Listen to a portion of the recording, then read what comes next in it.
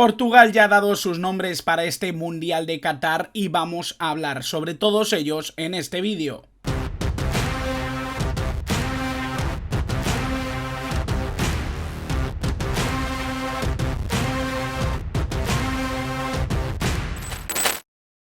Muy buenas a todos, bienvenidos a un nuevo vídeo del canal, bienvenidos a un nuevo vídeo de opinión, de análisis de una convocatoria más. Ya quedan muy poquitas porque ya dije que iba a hacer unas cuantas, las que a mí me parecían más interesantes, más llamativas. Estamos ahora mismo con Portugal, vamos a hacer también la de Países Bajos, que será la siguiente y que por supuesto serán las que vayan a pasar por aquí por el canal. Si hay alguna petición especial a mayores, pues valoraré si tengo tiempo para hacerla, pero sí que me parecían las selecciones más llamativas para poder hacerles un vídeo. Ya están publicadas la gran mayoría y ahora es el turno de Portugal, es el turno de esta Portugal de Fernando Santos, que a lo largo de las últimas semanas, de los últimos meses, ha ido ganando dudas, sobre todo, ya no tanto con respecto a su plantilla, con respecto a su capacidad para ser una selección importante dentro de este Mundial de Qatar, sino más hacia lo que está pidiendo Fernando Santos a un conjunto que creo que está repleto de talento, que tiene mucho por ofrecer, pero que no termina de ser lo que se espera de una generación tan brillante como esta de Portugal. Vamos a hablar un poquito de esa convocatoria de 26.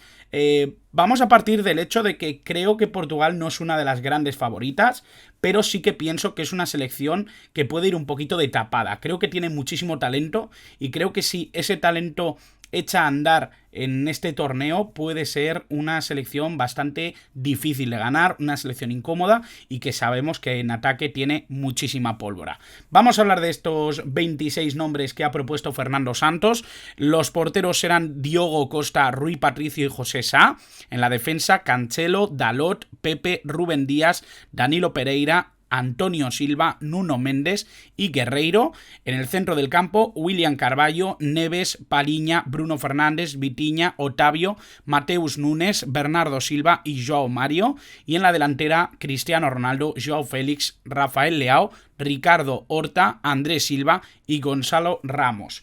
Bueno, una selección bien compensadita, una selección que tiene en todas sus líneas gente dominante, una mezcla entre gente con experiencia y gente que tiene mucha capacidad de progresar, con una alta potencialidad. Me llaman mucho la atención los nombres de Palhinha, de Bruno Fernández, de Otavio, que está teniendo un gran rendimiento en el Porto. Obviamente me llama la atención Rafael Leao, un nombre especialmente llamativo que ya hicimos un vídeo hablando de él aquí en el canal.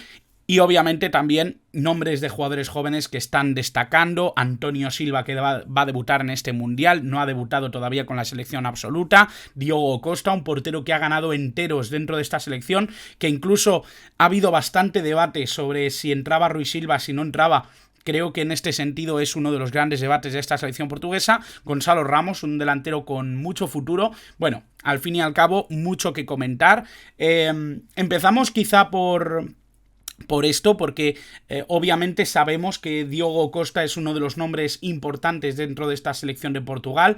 Ha demostrado con su nivel en el Porto que es uno de los porteros a seguir, un portero con muchísimas capacidades para ser importante en el futuro, un portero muy maduro, un portero con mucha calidad y que creo que va a ser el titular de esta Copa del Mundo. Obviamente Rui Patricio, un portero experimentado con mucho por ofrecer, que ha ofrecido mucho en el pasado y que también parece que tiene mucho por ofrecer en esta generación de nuevos porteros que quizá necesitan ese acompañamiento de un portero más experimentado, con más mundo, con varias competencias, varios campeonatos de este estilo a sus espaldas. Y obviamente José Sá, que le ha retirado, yo diría que ha sido más José Sá que Rui Patricio el que ha retirado las posibilidades de Rui Silva. Creo que es un portero con muchas garantías también, que obviamente lo estaba haciendo muy bien en los últimos tiempos y que obviamente se puede dar el debate, ¿no?, de si Rui Silva tenía más sitio que José Sá.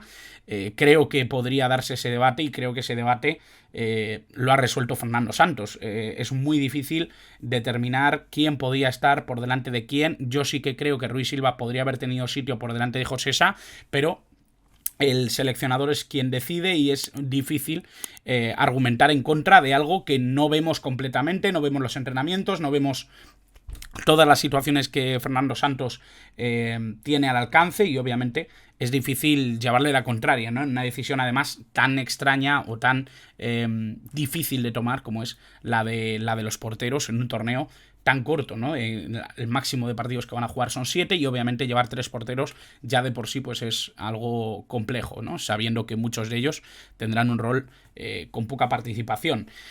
Hay que hablar también, por supuesto, de los laterales. Creo que es una selección que siempre ha tenido la posibilidad de llevar grandes nombres en los laterales. Obviamente no es una excepción Qatar 2022. Creo que Portugal lleva algunos de los laterales más talentosos que hay ahora mismo en el mercado. Obviamente João Cancelo, un futbolista que con Pep Guardiola además ha jugado cambiado de banda desde ese perfil izquierdo, siendo un jugador que participa mucho más en la creación de jugada, menos pegado incluso a la banda, trazando una diagonal muy interesante en la que casi se convierte en un interior. En Portugal es un poquito más tradicional la utilización de los laterales. Obviamente junto con João Cancelo está Diogo Dalot, un futbolista que ha crecido mucho, sobre todo físicamente, ha ganado mucho cuerpo, ha ganado esa fuerza que quizá le faltaba y creo que le está haciendo crecer también a nivel táctico y le está dando oportunidad de brillar mucho más de lo que lo había conseguido hacer. Incluso creo que ahora mismo en el Manchester United es un jugador con relativa importancia, ¿no? No sé si en el futuro la va a tener, pero lo que está claro es que es un futbolista con el que ahora mismo Ten Hag sigue contando. Nuno Mendes, obviamente, el fichaje del Paris Saint-Germain el pasado año, un lateral izquierdo que brilló en el Sporting de Portugal, campeón de Liga, un lateral con mucho recorrido, rápido, con buen 1 contra 1, que llega bien a línea de fondo, y obviamente Guerreiro, que a mí es un lateral que me encanta, es un lateral que me tiene enamorado, que siempre he pensado que podía estar un peldañito más de lo que significa el Borussia Dortmund dentro del fútbol europeo, pero que es un futbolista que siempre está en las quinielas, ¿no? Para ser uno de los grandes nombres importantes dentro de la selección de Portugal. Nunca ha acabado de ser la elección número 1 del seleccionador, pero creo que es un nombre importante que siempre tenía que estar en la terna de los laterales dentro de la selección lusa. Vamos a hablar, obviamente, también de la personalidad que existe dentro de la línea defensiva, ¿no? Y en este sentido, creo que hay que hablar de Rúben Díaz, un futbolista que creo que ha perdido un poquito de los galones que la temporada pasada se le presuponían. Era un futbolista con muchísima capacidad para dominar en la defensa, para generar buenas sensaciones incluso en los compañeros que lo acompañaban. A mí me daba un poco la sensación de esa capacidad para mandar, esa capacidad para ser importante dentro de la defensa al nivel de Van Dijk, del mejor Van Dijk, de esa llegada al Liverpool que fue extraordinaria antes de la lesión, y sí que me parece que Rúben Díaz tenía un poco esa personalidad. Ha ido bajando, ha ido equilibrándose, se ha quedado en un nivel quizá un poquito más bajo, pero más regular, siendo un jugador creo que muy importante dentro de los planes del City y obviamente un jugador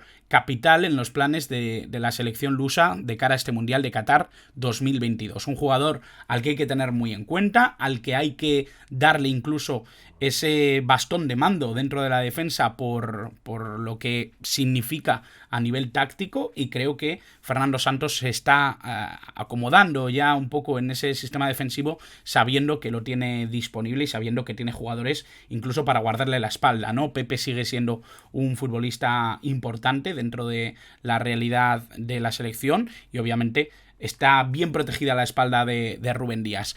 Por delante de Rúben Díaz, precisamente, creo que hay dos piezas esenciales. Creo que hay dos jugadores que son capaces de ser diferenciales desde posiciones y roles muy distintos, pero que necesita Portugal que aparezcan, necesita que sean jugadores importantes dentro del minuto a minuto del partido. Creo que cuanto más pase el balón por Bernardo Silva y por Bruno Fernández, mejor le irá a la selección portuguesa. Son dos hombres realmente llamativos y notorios, no solo por calidad individual, que eso no tiene discusión, sino también por su rol dentro del equipo.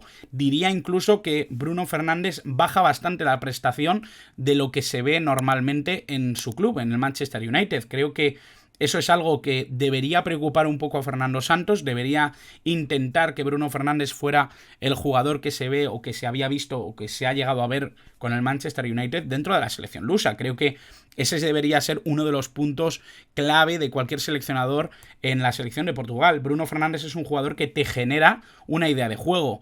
Al nivel de De Bruyne, por ejemplo, en el Manchester City o en Bélgica, creo que Bruno Fernández podría ser ese jugador que determinara cómo juega un equipo. Lo vimos con Solskjaer, no lo hemos visto tanto después con Rangnick y con Ten Hag, pero creo que Bruno Fernández es una pieza clave que dentro del futuro inmediato de la selección portuguesa tendría que ser algo claro, ¿no? Algo nítido, que tiene que girar el equipo alrededor de su fútbol y de su ritmo.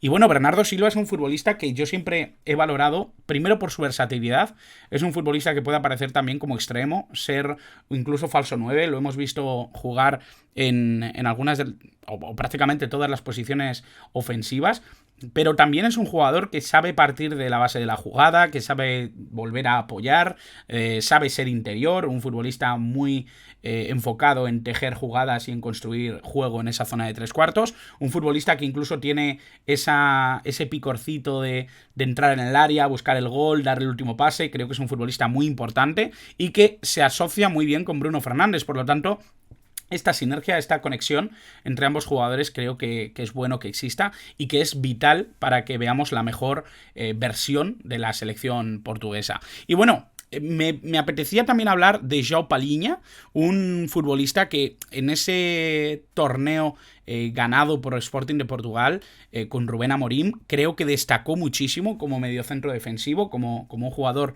de corte, como un jugador de terminar con la jugada ofensiva rival y de empezar rápidamente la jugada ofensiva de equipo propio. Creo que João Palhinha es una pieza que, aunque pueda estar en una realidad futbolística ahora mismo un poco opacada por el nivel global del Fulham, creo que ahora mismo es uno de los futbolistas que más tendría que estar creciendo a nivel de valor de mercado. Creo que es un jugador con muchísima calidad. Creo que ha encontrado en el Fulham además un sitio en el que puede ser el mismo, en el que puede interpretar el juego a su manera y que realmente está favoreciendo muchísimo que el Fulham sea más competitivo. A principio de temporada, una de las cosas en las que yo insistía es que João Palhinha era un fichaje realmente importante para el Fulham porque iba a dar estabilidad al proyecto de un equipo que generalmente estaba acostumbrado a descender, a ascender, a buscar proyectos prácticamente cada año, y eso creo que era algo perjudicial. La llegada de João Palhinha creo que les da una estructura a nivel de juego mucho más ambiciosa, y creo que Palhinha tiene mucha culpa de eso, ¿no? Es un futbolista con muchas cualidades, sobre todo a nivel defensivo, y creo que esa capacidad que tiene para organizar desde el robo, desde la anticipación, creo que es súper útil y que puede darle un contexto de juego también muy importante dentro de la selección lusa. Creo que va a ser una herramienta muy utilizada, o debería ser una herramienta muy utilizada por Fernando Santos, sabiendo que muchas veces el contexto de juego no puede ser siempre de dominio o de capacidad para hacerse grande contra el equipo rival. Y bueno, más allá de que obviamente haya una pieza por encima de todas las demás en importancia, o en lo que pretende Fernando Santos que sea la importancia en esta selección lusa, creo que había que hablar de dos muchachos que tienen dentro de su destino más inmediato ser los líderes absolutos ofensivamente del equipo portugués, más allá de Bruno Fernández, de Bernardo Silva, de la importancia que tiene Rubén Díaz en defensa, del futuro que pueda tener Palhinha dentro del esquema. Creo que la sensación de liderazgo desde el punto de vista ofensivo transita en torno a Rafael Leao y João Félix. João Félix viene de una época bastante complicada en el Atlético de Madrid, en la que la sintonía con el Cholo no ha sido la mejor, en la que la sintonía con la afición incluso empieza a ser bastante tensa. No ha visto recompensado su talento con el juego que él esperaba, o no ha sabido sacarlo dentro de la realidad del día a día del Atlético de Madrid, de sus objetivos y de sus ambiciones.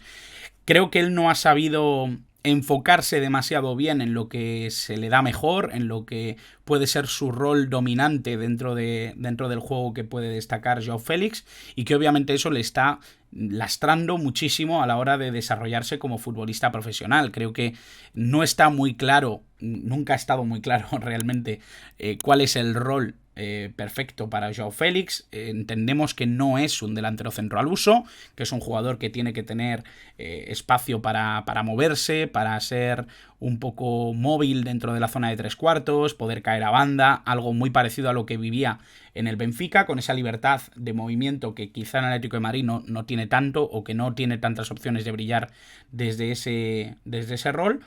Y obviamente yo creo que en Portugal tiene que encontrar esa comodidad, tiene que encontrar esas zonas en las que él sea importante, en las que vea cómo su juego va progresando.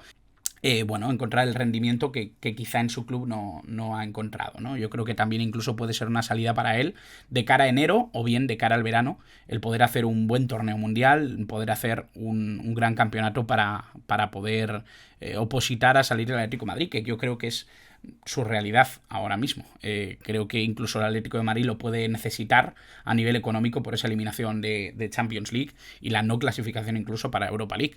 Y bueno, Rafael Leao, un jugador que ya he dicho que hicimos un vídeo hace un tiempo, un futbolista que desde la banda izquierda es uno de los jugadores más dominantes del panorama internacional. Es cierto que ha bajado un poquito su nivel, es cierto que no es el jugador regular que vimos sobre todo en la segunda parte de la temporada pasada. En la segunda mitad creo que fue un futbolista realmente impresionante, con muchísimo gol, con muchísima capacidad para crear problemas a la defensa rival, y que hoy por hoy quizá es menos llamativo, es menos influyente, pero que sigue siendo uno de los grandes valores a futuro de la selección portuguesa, y obviamente también de ese Milán, que ahora mismo se resiste a hablar de vender a este futbolista, con toda la razón del mundo. Y bueno, obviamente hay que hablar de Cristiano Ronaldo, hay que hablar de su figura dentro de esta selección portuguesa. Yo creo que Fernando Santos sigue con la idea de que Ronaldo sea el eje fundamental, el personaje clave dentro de su selección, dentro de la selección lusa. Creo que puede estar incurriendo en un error en centrarse única y exclusivamente en la figura de Cristiano Ronaldo, en buscarle acomodo y en buscarle zonas en las que puede ser importante, porque incluso creo que le da demasiada libertad dentro de lo que son las posibilidades físicas ahora mismo de Cristiano Ronaldo, dentro del juego y dentro del ritmo que se suele encontrar en el fútbol de élite. No estoy diciendo que Cristiano Ronaldo no esté preparado para ese fútbol, pero sí que creo que ha bajado sus prestaciones, que puede considerarse un rol quizá menos participativo de lo que veíamos hace solo un par de temporadas. Creo que eso es algo que pocas personas estarán en desacuerdo conmigo, que ha bajado mucho su rendimiento, su capacidad para ser importante. Incluso en el Manchester United ya se lleva viendo bastante tiempo. No creo que tenga mucho que ver todo este revuelo que ha provocado, sus declaraciones en The Sun, su falta de respeto hacia el entrenador. Él dice que el entrenador tampoco le respeta a él. Bueno, creo que ante todo esto se sabe que Portugal puede ser una de las vías de escape del fútbol de Cristiano Ronaldo. Siempre ha dado un buen rendimiento dentro de la selección lusa, siempre ha sido un jugador con mucha influencia dentro del equipo, y creo que puede ser una de las partes clave de esta selección portuguesa, por decisión de Fernando Santos y también por calidad de Cristiano Ronaldo, que obviamente cuando aparece no deja de ser un futbolista súper importante y un futbolista que puede cambiar el resultado de un partido con 2 o 3 gestos, ¿no? Yo creo que ahí está un poco la situación ahora mismo de esta Portugal, de Fernando Santos, y obviamente la decisión de que Cristiano Ronaldo siga siendo la piedra clave dentro de todo este proyecto.